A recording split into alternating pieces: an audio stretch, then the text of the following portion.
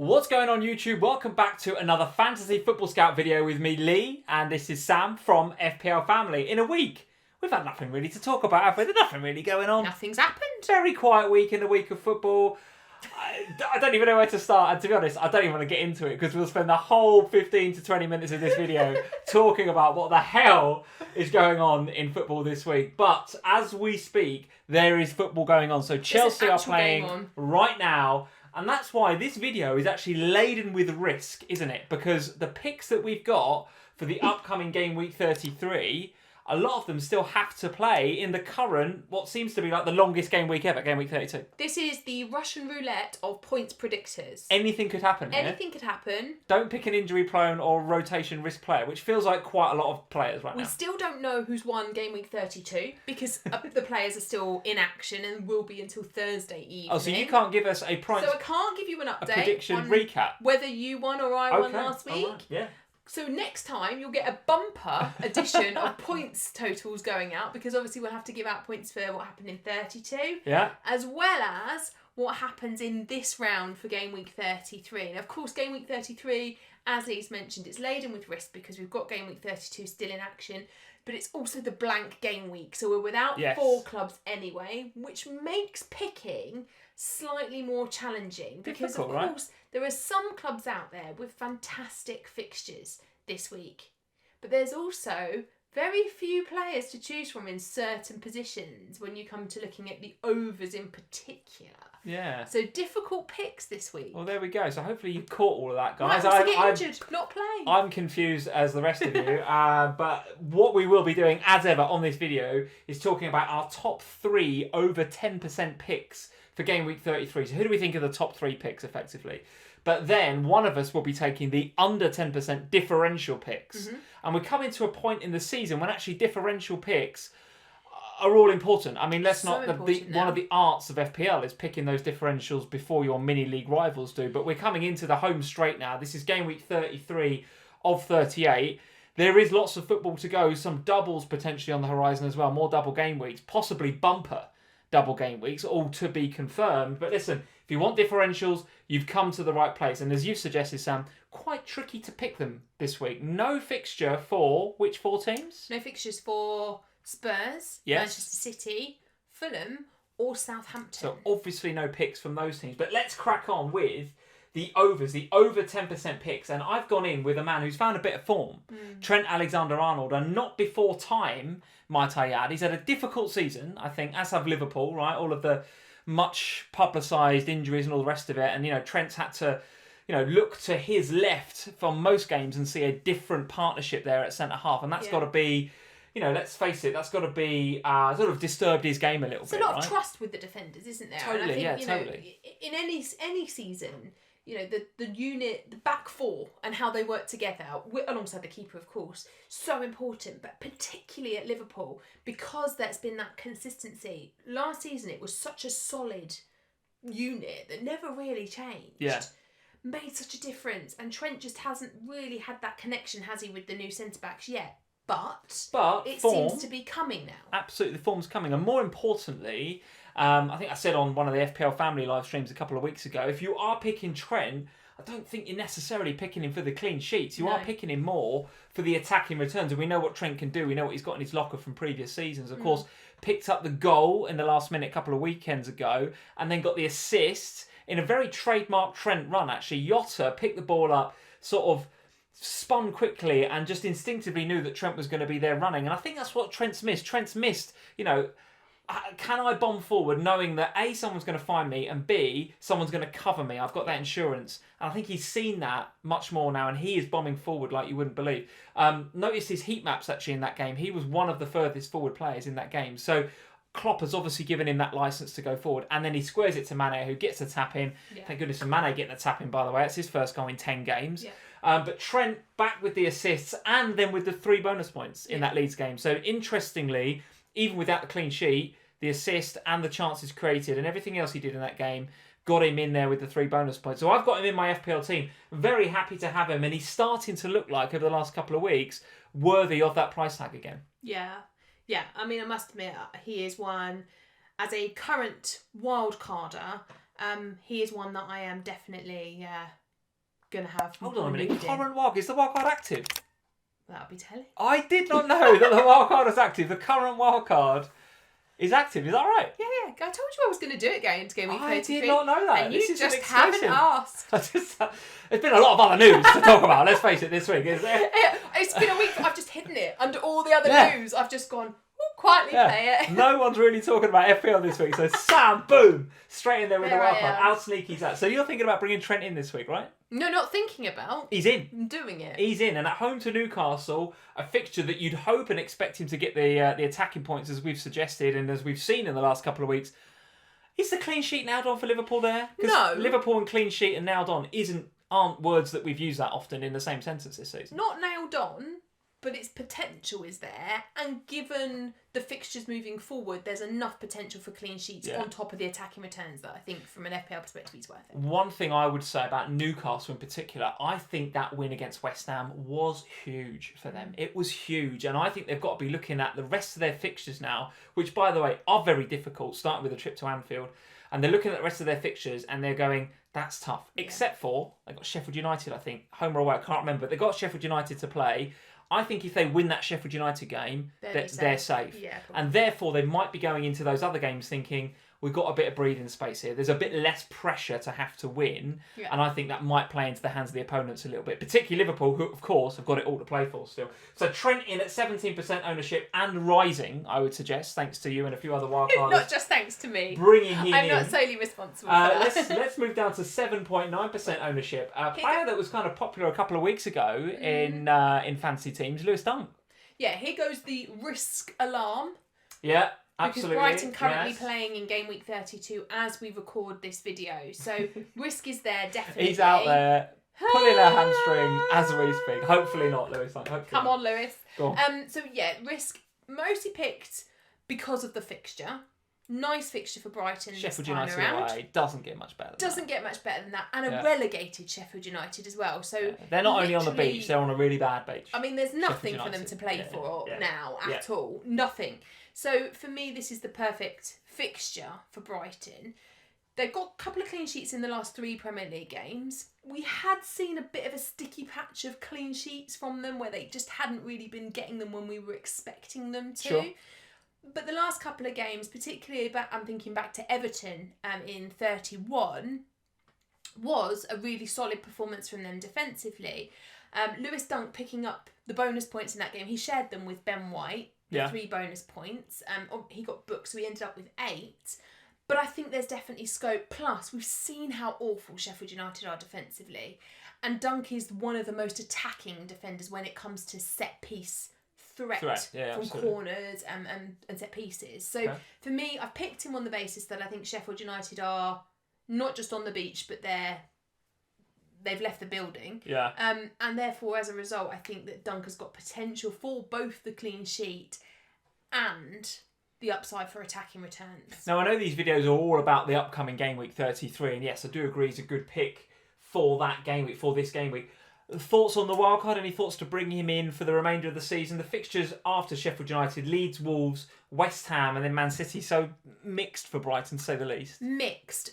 So I'm not going to bring him in on the wildcard, but I am going to bring in the keeper on my wildcard to have him to play alongside potentially Martinez, although Martinez might also go. But I think there's scope for a Brighton defender in there, particularly a cheap one. So Lewis Dunk for me was a little bit on the expensive side if you want to invest for long term. But if you've not wildcarded yet, if you're free hitting in 33, sure, I think he's a really nice pick for this week. If you want a long term Brighton, I'd probably look at one of the cheaper picks, like the Sanchez or maybe even Ben White. All right. Either way, the Brighton defence looking investable, we'd say. Looking investable. Let's move to the midfield then. My over 10% pick is way over 10%, 57.2% owned. Bruno Fernandes. Now, that pose that he's got on the screen there with his head in his hands, a lot of FPL managers backing against Bruno recently. A lot of sales going on. And actually, if I look between now and the end of the season, it is questionable where you would captain him. I think more than once or twice. There are other fixtures for the likes of Spurs, Liverpool, Kane, Salah, even Leicester actually, where you would say actually they're more likely to captain a player from those teams rather than Bruno. Yeah. I'm backing him to come good in this fixture.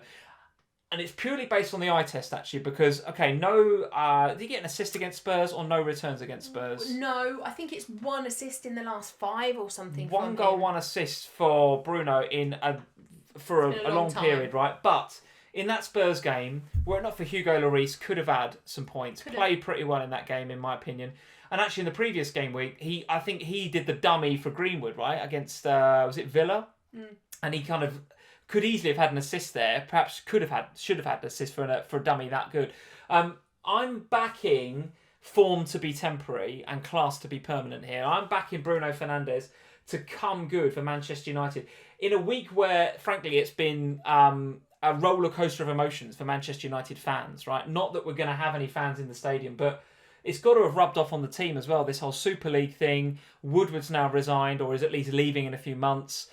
I think general feeling in the fan population is that that's a good thing for the club. I think generally speaking, that's going to be well received by the players. Will we get a reaction from Manchester United in this game? It's fascinating, isn't it? I think to see how we see the players respond. For me, Bruno Fernandes, I totally agree with you. I think we said on the FPL show a couple of weeks ago when we were on, he's just not a player that I'd be looking to get rid of. I would find it really difficult to sell Bruno because he has so much potential for penalty, for shots and for goals and for points from FPL, and the penalty stuff. Obviously, it only takes 1 penalty and suddenly you're on an 11-pointer for Bruno. What do you put this, we talk about this temporary, let's call it, we think, blip in form in terms of FPL points, if not in performances, because I still think he's performing at a reasonable level. Yeah. What do you put that down to? Is he just feeling the heat at the end of his first full FPL season, Premier League season? Could be. Is it Pogba coming in and maybe he's given less licence then to go forward, or he and Pogba share that licence to go forward? What do you think? I think it's more about the way the team sets out. Right. There's obviously been quite a lot of changes at Manchester United, the injury to Greenwood, whether Rashford plays or not, whether Pogba plays or not. So that changes in the way that Manchester United set up does sometimes mean that Bruno isn't quite the attacking beast that we've seen in previous weeks gone by. But he's Bruno Fernandes. And for me, this game week, it looks like a perfect opportunity for him to get back to goal scoring ways. All right, well, 57.2% of FPL managers will be hoping that you're right. 5.8% of managers will be hoping that Maddison can come good. Now, Maddison, coming back from a long-term injury, got a bit of game time. There's a bit of a naughty boy in terms of breaking some of the lockdown rules, maybe some of the COVID rules. Got punished for that. Rodgers has kind of drawn a line under it. Do you think now that actually coming into what are an exceptional run of 3 really nice fixtures for Leicester City, Maddison gets straight back in that team against Palace? Yes, I do. You don't sound convinced. No, I do. This one is another risky pick because Leicester don't play in the Premier League until Thursday evening. So, of course, scope for change. And I guess we'll find out the answer to your question on Thursday in terms of whether Rodgers puts him back in or not. My view is he will. We saw Perez get back into the starting 11 for the FA Cup at the weekend. So he does seem to have said, right, here's a line. Okay. We're done. There is obviously the risk with Maddison that he is still recovering from injury. So is he 100% match fit? Is he 100% ready for the fixture that they've got coming? But the fixtures are too nice to overlook at the moment. I remember when he came back from injury earlier on in the season, he kind of hit the ground running. He didn't need too much time to get back up to speed. So I think if Rodgers does put him in, I think he'd do all right. But if he's a differential that you want to get on, is now the time, because if the longer you leave it, the fewer decent fixtures they've got. Let me remind you, in game week 36, they got Manchester United away and then Chelsea away in 37. So you're not going to talk about the last game of the season? What's the last game of the season? I haven't got that in front of me. Spurs. Is that Spurs? Okay, so that's a difficult game as well, right? Depending on what sort of state Ryan Mason puts you in. But you've got Palace, Southampton and Newcastle coming up next. So if you're going to invest in Maddison, now's the time. Yes, I think so. I mean, and of course, with them not having played in game week 32 yet, you do still have a game. As FPL managers, we have the benefit of a game to watch in before investing for 33. But I do agree with you. I think if you're investing in Leicester, potentially it's for the next few games, and then there's a really tough end to the season. But they are still in that In top the hunt. 4 Absolutely position, in the and they hunt. don't want to throw that away again. They can't do it for the second season in a row, surely. Well, I think you're absolutely right, and it's on that basis I've picked Kelechi Iheanacho. I mean, listen, if you'd have said to me at the beginning of the season, you're going to be doing one of these videos, Lee, and Iheanacho is going to be, your over 10% pick. First of all, I said to you, I can't believe that Iheanacho is over 10%. But secondly, I couldn't believe that I'd pick him, right? But he's still... The kid is on absolute fire. I mean, we don't need to beat around the bush here. He's playing fantastically well. FA Cup as well, not just in the Premier And League. also in the Cup. So Rodgers, all of a sudden, he's put him in more because of injuries to other players, right? I think it's fair to say that Harvey Barnes and Maddison were first choice. Oh, yeah. And through Harvey Barnes' injury, Iheanacho's got the chance. Now, I've been struggling to put my finger on exactly why that is, because he's come into the team before Iheanacho and not really set the world alight.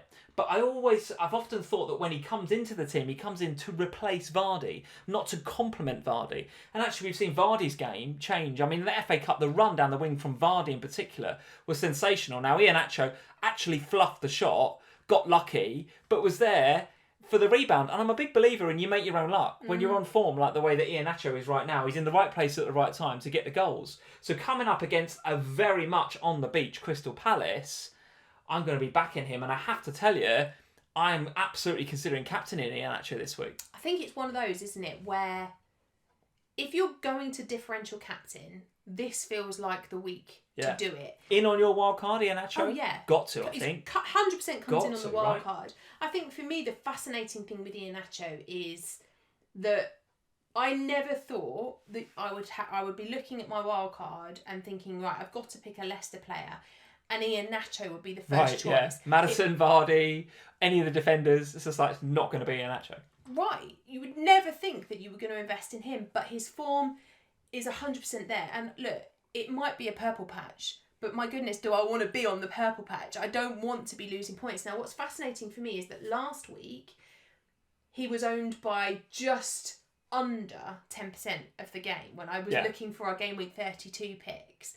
Now we're already at 16%. He hasn't kicked a ball in Gameweek 32 yet, and he's gone up by over 6% of FPL managers. So it is a big movement towards Iheanacho for very, very good, justified reasons. I think he could end up being the highest scoring player of this game week. Could be, and at only 6.1, a risk worth taking. Like you're not easy. risking, a 10 or 11 million here, and which premiums do we get on 6.1? Still fantastic value for Iheanacho. I think he's a great pick for this weekend, and certainly for the next couple of games. He will be in my team. I benched him last week. Big mistake. Let's talk about Edison Cavani then. Now, here's a player that I think personally make Manchester United a far better outfit when he plays. I mean, target man, intelligent movement, still got a turn of pace. I mean, given his age, he's not blisteringly quick like perhaps he once was, although I don't think you'd ever say that Cavani was like the quickest player in the world.